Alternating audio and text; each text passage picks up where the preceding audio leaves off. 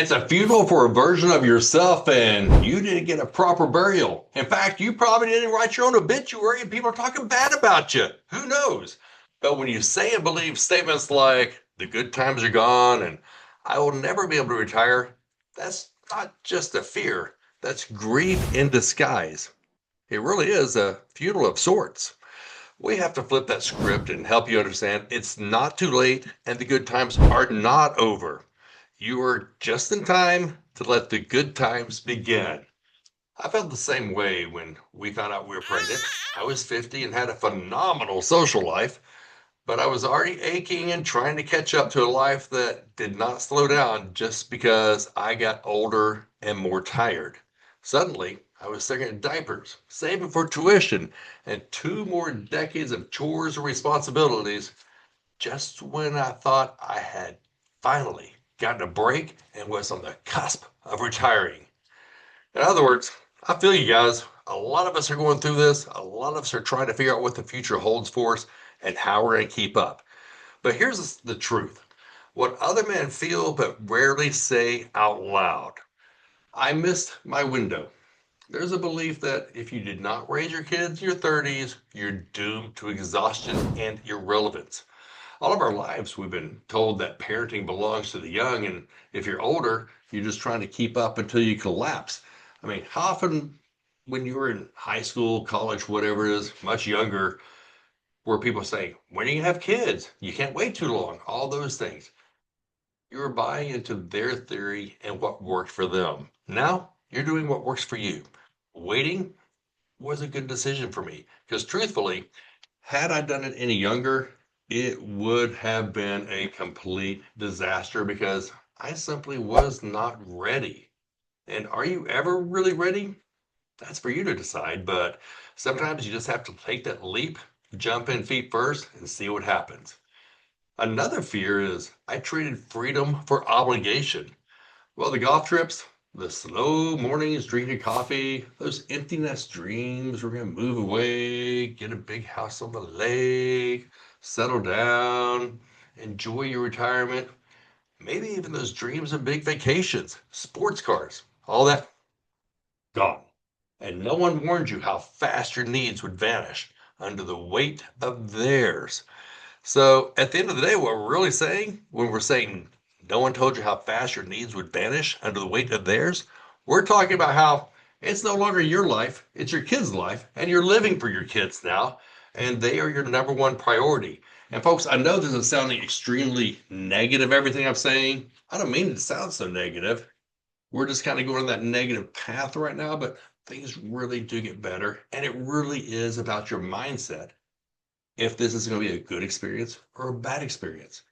Another concern, though, is I won't have the energy to be what he needs me to be. That is a killer.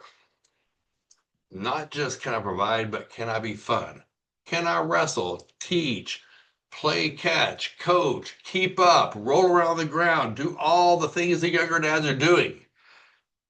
That is one I still wrestle with, folks. I got to be honest with you. I mean, I hang out with some people who are in their 40s, actually, but they just run circles around me. There's nothing these people can't do. And my son loves to be around them and their children. And I can see it in my son's eyes that he looks at his friend's dad and respects how much he can do. And it kind of hurts. But all I can do is leverage this other person, this other guy, and all the qualities and attributes that he brings and let my son learn from him. And it's not competition, it's collaboration at this point. He's a good guy. And his wife, they do so many things for my child that we could never do or we never would think about doing. So when you have those older parents that are willing to give their time and be great role models for your kids, again, it's not competition, it's collaboration. Take advantage of it. It's about your kid. Kind of went off on a tangent there. I wouldn't expect to go on, but man, that is so true. So true. So, the other question, will I even be alive when he graduates high school? Well, that's a tough one there. I always make jokes that, when my son graduates high school, I'm a walker going through there. I'm gonna have all those horns. You squeak, wonka, wonka, and a little bell, ding, ding, ding. I want to be down there honking my horn on my cannula, maybe my colostomy bag. I make those jokes, but it's really not much. Okay, it's not that funny. It's really not that funny, but you make light of it. You do what you can. So hang on, you're in good hands. And here is how I have started flipping the script. Reframe age as depth, not deficit. So I used to say, I'm too old for this. Now I say, I can't wait for this opportunity, or I can't waste this opportunity. So you got to understand when you're older what your parameters are, what you can and can't do. And you got to realize that you can't do the things you did just 15 years ago. But if you stay healthy and you stay active and you move, you'll be surprised what you're still able to do. At my age, it means that I don't play games. I listen better. Well, at least I try to. My wife may disagree with me. And I love deeper. I show up even when it's hard because I know what regret looks like. And I know my boy is counting on me. We've talked about parent guilt so often, and I do feel that parent guilt. And so I know I have to show up for him. I know I have to love deeper because I may not be out there rolling around the ground, wrestling with him. So I have to compensate in other ways, but all older dads have to do those kinds of things. And not everyone is in good health or in good shape. Some are better than others. So your kids are counting on you. So figure out how you're going to show up. Okay, here is the elephant in the room because my entire life I lived for retirement, meaning retirement was always something I thought about and planned for. So you have to redefine retirement now. Retirement, it's not a number, it's a relationship to your time. You can be 65 and miserable or 57 and alive. I've started to ask, what is something I want to retire from? Stress? Shame? Proving myself? That's the kind of retirement that I can actually control. I may not be able to control the financials so well because it seems like the bills just keep on rolling in one after the other. They keep on getting higher and your income stays the same. So, what can you control? Remember, you can't worry about the things you can't control because you're just going to drive yourself crazy.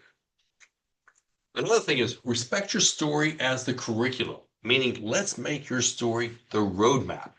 You think that the past disqualifies you, but it's actually your resume because you're making it your roadmap, your curriculum. Every failure, every reinvention, every scar, and late night breakdown. That's what makes you a guide, not just a dad. Your child gets to learn from the man who knows who he is, not the one who is pretending. So think about this. As an older dad, you have so much experience to draw on. You have made so many mistakes and you've done so many things right. And truthfully, you know a lot more than the younger dads do. Yeah, they may be better in tech, IT, whatever it is there, but you have life experience that you can pass on to your son. You can pass on to your daughter. You have it all right there. So rely on what you already know. Let's also rewrite too late as just in time.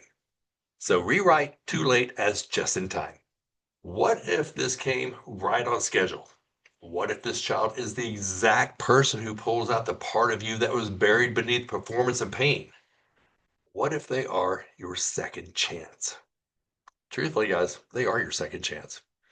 We didn't say it's going to be easy, but anything worth having is worth fighting for. They are your second chance because now you have that legacy. Now you're able to pass on your knowledge to them. It really is a beautiful thing. One person reached out to me saying they felt like they couldn't even talk about this stuff because it felt like failure. I get that. But what I've told him and what I'm telling you is you didn't miss your shot. You're just starting with a better aim. You're in the game. You're in the playoffs. It's up to you to make the shot. It's up to you to win. Winning is different for everyone. So don't compare yourself to other dads, to other families and how they're doing. Winning is different for everyone, and know how to win. And most of all, know how to win for your child. If you want, can help you shape your new story, one where your age becomes your edge and your fatherhood becomes your freedom. Reach out and let's see how we can help you flip that mental script in your mind.